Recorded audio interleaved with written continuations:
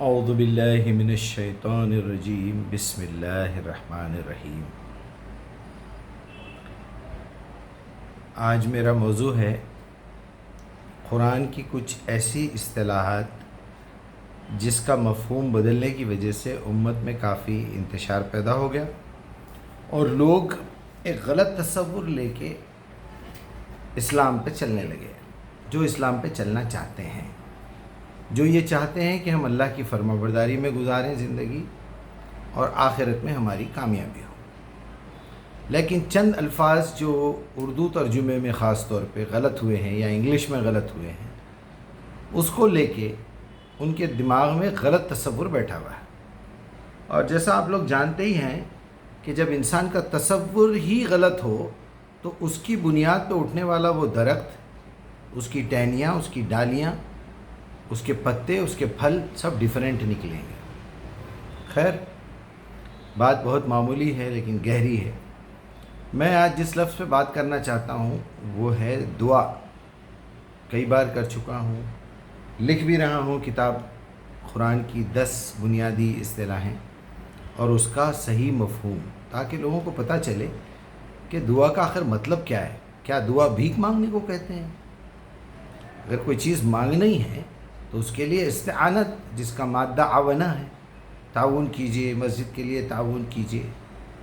وَاسْتَعِينُوا بِالصَّبْرِ وَالصَّلَاةِ إِيَّاكَ نَعْبُدُ وَإِيَّاكَ نَسْتَعِينُ۔ تو آپ وہاں بھی مدد کے لیے پکارتے ہیں، وہاں بھی ندا کہتے ہیں آواز دینے کو، اِذَا نُودِيَتِ الصَّلَاةُ۔ اور موسیٰ علیہ السلام کے بارے میں ہے کہ جب پکارا گیا موسیٰ، کہیں سے آواز آئی اس کو، تو پکارنے کو جو ہے ندا کہیں گے۔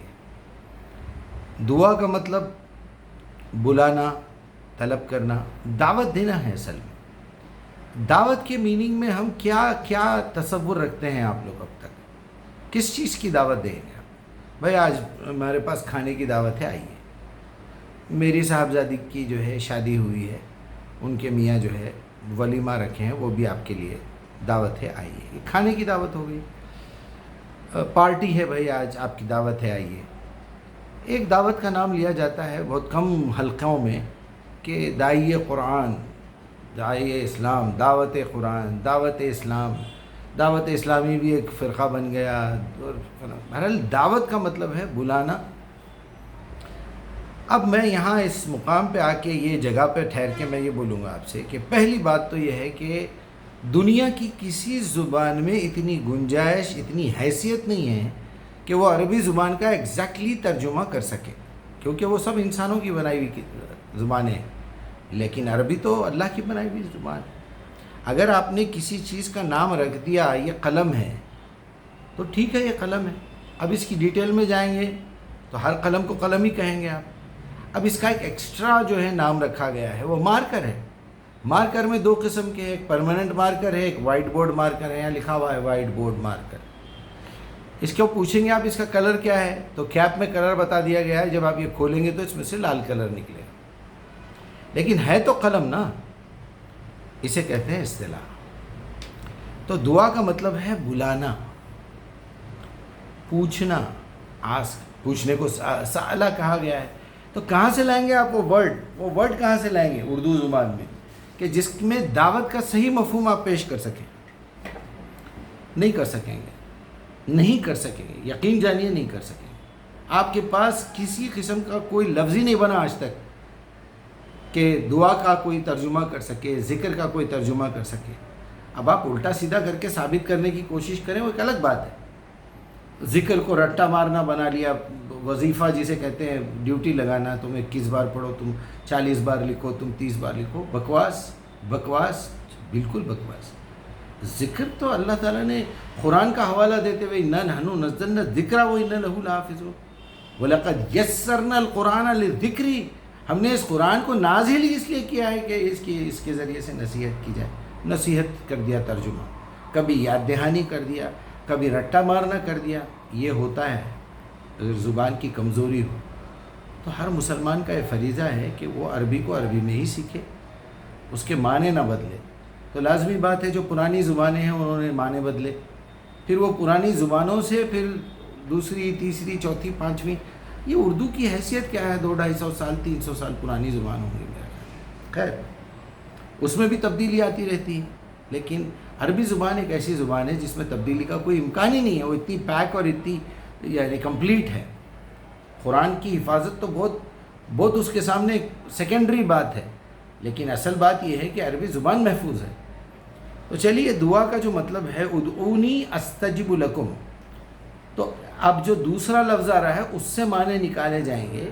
استجب لکم کا مطلب ہے میں جواب دوں گا۔ جب جواب دوں گا کا استعمال ہو رہا ہے وہاں پر، تو آپ کو دعا کی طرف دیکھنا چاہیے یا جواب کی طرف دیکھنا چاہیے؟ پہلے آپ دعا کی طرف دیکھیں گے کہ اس کا کیا مطلب نکل رہا ہے۔ تو اس کا مطلب سیدھا سیدھا یہ نکل رہا ہے تم مجھ سے پوچھو، مجھے پکارو، مجھے ندا دو، مجھ سے استعانت کرو، مجھ سے مدد مانگو۔ وہ سارے آئیں گے، اب آپ کے سامنے استعانت بھی آ جائے گا، ندا بھی آ جائے گی، یسألونک کا بھی آ جائے گا۔ کیا کیا کریں گے آپ؟ کہاں سے لائیں گے وہ الفاظ؟ کیسے اس ایک لفظ کو اپنی زبان کے اندر ٹرانسلیٹ کرنے کی کوشش کریں گے؟ تو جو لفظ بنا ہوا ہے ادعو الی سبیل ربک بالحکمہ والموعظۃ الحسنہ، یعنی اللہ کی طرف بلاؤ لوگوں کو۔ اذا سألک عبادی انی قریب اجیب دعوت الداع اذا دعان، میں جواب دیتا ہوں جب کوئی مجھ سے کوئی سوال کرتا ہے۔ فلیستجیبوا لی، انہیں چاہیے کہ جواب مجھے سے طلب کرے۔ تو بات صاف ہو گئی، ادعونی استجب لکم، یعنی بات بالکل صاف ہو گئی کہ میں جواب دوں گا۔ اب آپ اپنے غلط مفہوم کو ثابت کرنے کے لیے، دعا کو بھیک مانگنا بتانے کے لیے آپ جو ہے استجب لکم کو بدل دیتے ہیں۔ تم مجھ سے دعا کرو، میں تمہاری دعا قبول کروں گا، میں تمہاری دعوت کو اگر قبول کروں گا میں بھی آپ ترجمہ لے رہے ہیں، تو دعوت میں آپ کیا پیش کر رہے ہیں؟ اس کے لیے 2-3 شرطیں ہیں، وہ بتا کے میں اپنی بات ختم کروں گا۔ سب سے پہلے تو ہمیں عربی زبان سیکھنی ہے، ایک دن میں یہ کام ہونے والا ہے نہیں۔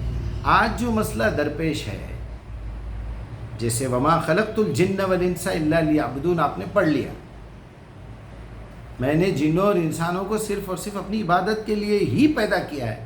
اب آپ کو ایک لفظ اٹھانا پڑے گا وہاں سے، جن انسان معلوم ہو گیا، وما خلقت معلوم ہو گیا، تخلیق معلوم ہو گئی، عبادت کیا چیز ہے؟ جب آپ عبادت معلوم کرنے کے لیے جائیں گے تو پہلے دروازہ کھٹکھٹائیں گے قرآن کا یا پہلے بخاری مسلم کا؟ چلے بھی گئے بخاری کی مسلم کی طرف یا حنفی شافعی، جو بھی آپ کے پاس روایات کی تاریخ کی کتابیں ہیں، یا پھر آپ ماحول میں جائیں گے تاریخ پڑھیں گے۔ آج جو لفظ بولا جا رہا ہے عبادت کا، اس کا مفہوم آج کی عوام کیا لے رہی ہے وہ بھی تو دیکھنا ہے نا۔ تو جب آپ ان کی طرف جائیں گے روایتوں کی طرف، تو آپ کو وہاں سے ایک روایت ملتی ہے او کما قال علیہ السلام کہ الدعاء هو العبادہ، دعا ہی اصل عبادت ہے، اور وہاں وہی لفظ ہے اذ قال ربک ادعونی استجب لکم، تو مجھے پکارو میں جواب دوں گا۔ فوراً یہ بتا رہا ہے کہ ان الذین یستکبرون عن عبادتی، یعنی اگر تم نے دعا نہیں کی، مجھ سے قرآن کے الفاظ کا مفہوم صحیح طریقے سے سمجھنے کے لیے نہیں پکارا، اتنا بڑا ترجمہ ہے اس کا ادعونی کا، استجب لکم میں جواب دوں گا۔ اذا سألک عبادی انی، کوئی سوال میرے بندے پوچھیں میرے بارے میں، میری کتاب کے بارے میں، میں موجود ہوں، انی قریب، تم سے قریب ہوں، اجیب دعوت داع اذا دعان، اجیب میں جواب دیتا ہوں جب کوئی پکارنے والا، پوچھنے والا سوال۔ اللہ اکبر، اللہ اکبر۔ چلیے ویسے بھی 9 منٹ ہو رہے ہیں، اذان ہو رہی ہے مغرب کی، تو قرآن کے الفاظ کو پلیز بدلیے مت۔ آپ عبادت کا مطلب بدل دے رہے ہیں، آپ ذکر کا مطلب بدل دے رہے ہیں، دعا کا مطلب بدل دے رہے ہیں۔ سیدھا وما خلقت الجن والانس الا لیعبدون کا مطلب میری عبادت کے لیے میں نے تمہیں پیدا کیا ہے۔ عبادت کا مطلب ہے غلامی، غلامی کا مطلب ہے اپنے ارادے بیچ دینا۔ ان اللہ اشتری من المؤمنین انفسهم واموالهم بان لهم الجنہ، بات سیدھی ہے۔ عبادت کیا ہے؟ اپنے ارادے بیچ دینا۔ اب میرے ارادے پہ میں چلنے والا نہیں ہوں، میرا نبی جو کتاب لا کے دیا ہے اس کتاب کے طریقے سے، اس کتاب کے اندر جو انسٹرکشنز لکھے ہوئے ہیں، جو آپ کی سنت ہے وہ دنیا میں محفوظ ہے، موجود ہے۔ نماز کا ایک ہی ذکر کر کے جو ہے لپیٹنے کی کوشش کرتے باتوں کو۔